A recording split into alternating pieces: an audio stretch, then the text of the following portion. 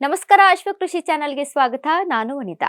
ಬಾಳೆ ನಮ್ಮ ಸಾಂಪ್ರದಾಯಿಕ ಬೆಳೆ. ಅದು ಪೂಜಾ ಕಾರ್ಯಕ್ರಮವೋ ಆಗಿರಲಿ, ಹೊಟ್ಟೆಗೆ ನೈವೇದ್ಯ ಕಾರ್ಯಕ್ರಮವೋ ಆಗಿರಲಿ, ಯಾವ ಹಣ್ಣು ಇಲ್ಲವೆಂದ್ರೂ ಬಾಳೆ ಮಾತ್ರ ಇದ್ದೇ ಇರುತ್ತೆ. ವರ್ಷ ಪೂರ್ತಿ ಬೇಡಿಕೆ ಇರುವ ಲಾಭದಾಯಕ ಬಾಳೆ ಬೆಳೆಯಲ್ಲಿ ಮತ್ತಷ್ಟು ಆದಾಯ ಹೆಚ್ಚಿಸುವ ಮಾರ್ಗ ಇಲ್ಲಿದೆ. ರಾಜ್ಯದ ಪ್ರಮುಖ ವಾಣಿಜ್ಯ ಬೆಳೆಯಾದ ಬಾಳೆ ಮಾರುಕಟ್ಟೆಯಲ್ಲಿ ಸದಾ ಬೇಡಿಕೆಯನ್ನ ಹೊಂದಿರುತ್ತದೆ. ಭಾರತದಲ್ಲಿ ಸುಮಾರು 50ಕ್ಕೂ ಹೆಚ್ಚು ತಳಿಗಳನ್ನ ವಿವಿಧ ಭಾಗಗಳಲ್ಲಿ ಬೆಳೆಯಲಾಗುತ್ತದೆ.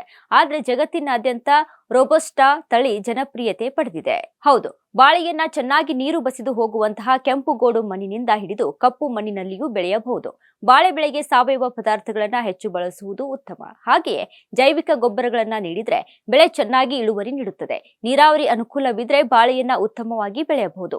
ನವೆಂಬರ್, ಡಿಸೆಂಬರ್ ತಿಂಗಳು ಹೊರತುಪಡಿಸಿ ಎಲ್ಲಾ ತಿಂಗಳುಗಳು ಬಾಳೆಯನ್ನ ನಾಟಿ ಮಾಡಬಹುದು. ಇನ್ನು ಬಾಳೆ ಎಂದ ತಕ್ಷಣ ನಮ್ಮ ಕಣ್ಮುಂದೆ ಬರೋದು ಪಚ್ಚಬಾಳೆ, ರಸಬಾಳೆ, ಏಲಕ್ಕಿ ಬಾಳೆಗಳು. ಇವುಗಳನ್ನ ಹೊರತುಪಡಿಸಿ ಬೇರೆ ವಿಧವಾದ ಬಾಳೆಯನ್ನ ಕಾಣುವುದು ವಿರಳ. ಅತಿ ಹೆಚ್ಚಾಗಿ ಬೆಳೆಯುವ ಬಾಳೆಗಳು ಎಂದ್ರೆ ಅವುಗಳೇ. ಇನ್ನು ಭಾರತದಾದ್ಯಂತ ರೋಬಸ್ಟಾವನ್ನ ನೋಡುತ್ತೇವೆ. ಬಾಳೆಯನ್ನ ಬೆಳೆಯುವಾಗ ಮೊದಲು ರೈತರು ಗಮನದಲ್ಲಿಟ್ಟುಕೊಳ್ಬೇಕಾದಂತಹ ವಿಷಯ ಅಂದ್ರೆ ಗೊಬ್ಬರ ಹಾಗೂ ನೀರಿನ ನಿರ್ವಹಣೆ. ಅದರ ಜೊತೆಗೆ ವಿಧವಾದ ತಳಿಗಳನ್ನ ಆಯ್ಕೆ ಮಾಡುವುದು ಒಳ್ಳೆಯ ಆದಾಯಕ್ಕೆ ನಾಂದಿ ಹಾಡಿದಂತಾಗುತ್ತೆ. ಹೌದು, ಬಾಳೆಯಲ್ಲಿ ಹಲವಾರು ವಿಧದ ತಳಿಗಳು ಲಭ್ಯವಿದೆ. ರಸಬಾಳೆ, ಪಚ್ಚಬಾಳೆ, G9, ಮಧುರಂಗ, ಪೂವನ, ಏಲಕ್ಕಿ ಬಾಳೆ, ರೋಬಸ್ಟಾ ಹೀಗೆ ಹಲವಾರು ತಳಿಗಳು. ಈಗಾಗಲೇ ಒಂದಿಷ್ಟು ರೈತರು ವಿಧದ ತಳಿಗಳನ್ನ ಸಮಗ್ರವಾಗಿ ಬೆಳೆದು ಅದರ ಲಾಭವನ್ನ ಕಾಣುತ್ತಿದ್ದಾರೆ. ನೀವು ಕೂಡ ಈ ಐಡಿಯಾವನ್ನ ಉಪಯೋಗಿಸಿದ್ರೆ ಖಂಡಿತವಾಗಿಯೂ ಲಾಭದಾಯಕವಾಗಬಲ್ಲದು. ಇನ್ನು ಸಮಗ್ರವಾಗಿ ಬೇರೆ ಬೇರೆ ತಳಿಗಳನ್ನ ಬೆಳೆಯುವುದರಿಂದ ವರ್ಷ ಪೂರ್ತಿಯಾಗಿ ಆದಾಯವಿರುವುದರ ಜೊತೆಗೆ ಎಲ್ಲಾ ರೀತಿಯಾದಂತಹ ಹಣ್ಣುಗಳನ್ನ ಮಾರಾಟ ಮಾಡಬಹುದು. ಬಡವನಿಗೆ ಬಾಳೆ, ಬಲ್ಲಿದವನಿಗೆ ಕಬ್ಬು ಎಂಬ ಗಾದೆ ಮಾತಿನಂತೆ ಬಡವರ ಬೆಳೆ ಎಂದೇ ಹೆಸರುವಾಸಿಯಾಗಿದ್ದ ಬಾಳೆ ಇಂದಿಗೂ ತನ್ನ ಮಹತ್ವವನ್ನ ಕಡಿಮೆ ಮಾಡಿಕೊಂಡಿಲ್ಲ.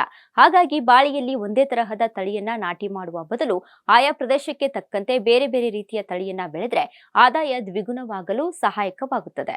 ಈಗ ಎಷ್ಟೋ ರೈತರು ಈ ಪ್ರಯೋಗವನ್ನ ಮಾಡಿ ಸಕ್ಸಸ್ ಕೂಡ ಆಗಿದ್ದಾರೆ. ಹಾಗೆಯೇ ನೀವು ಕೂಡ ಈ ಪ್ರಯೋಗವನ್ನ ಮಾಡಿ ನೋಡಿದ್ರೆ ಉತ್ತಮ ಲಾಭ ಪಡೆಯಬಹುದು. ಆದ್ರೆ ನೆನಪಿರಲಿ, ಆಯಾ ಪ್ರದೇಶಕ್ಕೆ ತಕ್ಕಂತಹ ತಳಿ ಬಳಸಿ ಹಾಗೂ ಸಾವಯವ ಕೃಷಿಯಲ್ಲಿ ಜೈವಿಕ ಗೊಬ್ಬರಗಳನ್ನ ಬಳಸಿದ್ರೆ ಹೆಚ್ಚಿನ ಆದಾಯ ಖಂಡಿತ. ರೈತ ಬಾಂಧವರೇ, ಬಾಳೆ ಬೆಳೆ ಮಾನವ ಜೀವನದ ಅವಿಭಾಜ್ಯ ಅಂಗವಾಗಿದ್ದು ತನ್ನದೇ ಆದ ಇತಿಹಾಸ ಹೊಂದಿದೆ. ಕಲ್ಪವೃಕ್ಷದ ಗುಣಗಳನ್ನ ಹೊಂದಿರುವ ಬಾಳೆ ಗಿಡದ ಎಲ್ಲಾ ಭಾಗಗಳಿಗೂ ಬೆಲೆ ಇದೆ, ಮೌಲ್ಯ ಇದೆ. ಇನ್ನು ಹಣ್ಣಿಗಂತಲೂ ಮಾರುಕಟ್ಟೆಯಲ್ಲಿ ಡಿಮ್ಯಾಂಡ್ ಇದ್ದೇ ಇರುತ್ತದೆ. ಹಾಗಾಗಿ ವಿವಿಧ ತಳಿಗಳ ಪ್ರಯೋಗ ಮಾಡಿದ್ರೆ ಲಾಭದಾಯಕ ಕೃಷಿ ನಿಮ್ಮದಾಗಬಹುದು. ಇದಿಷ್ಟು ಇವರೆಗಿನ ಮಾಹಿತಿ. ನೋಡ್ತಾ ಇರಿ ಅಶ್ವಕೃಷಿ ಚಾನೆಲ್. ಧನ್ಯವಾದಗಳು.